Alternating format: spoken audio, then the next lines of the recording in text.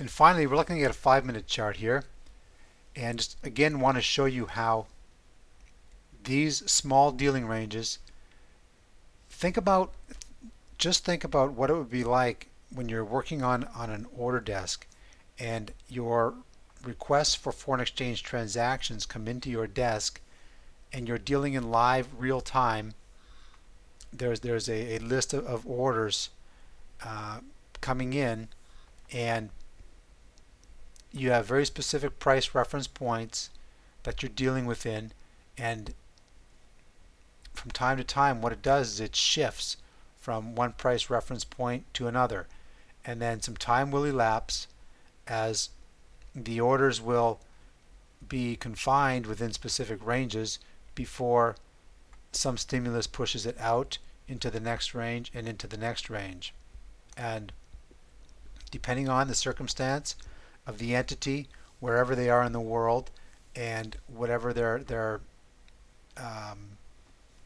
motive is to satisfy these requests for transactions, it will create these shifts in price.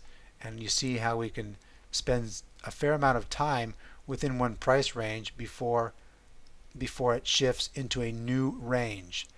And this will be very, very important to your to understand, to help you to manage your trades, because you will watch price bounce within these ranges, and you will want to see it fail at some levels while moving to new levels in the direction of your trade as you watch flows. And what it will do is, for example, let's say that we're short here and we watched price move down below this level of support. Then what I would say is I would be desirous of having price maintain its flows below this specific price point, which would be 115.05. So I would need 115.05 and would want to see price moving and continuing lower.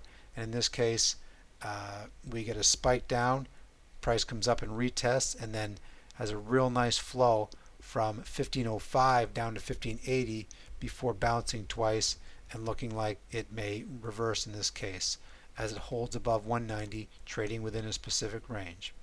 And so again, we see it trading within the ranges. We see it move up, use 1495 is now the low reference point, and 1505 is the new high. And we just watch these prices continue to be referenced as we move forward. Here, clearly there was some report that came out that created a significant move or shift in flows, or a repricing of the valuation of the currency cross from 115.40 to 114, almost 114.40, so 100 pips in this case.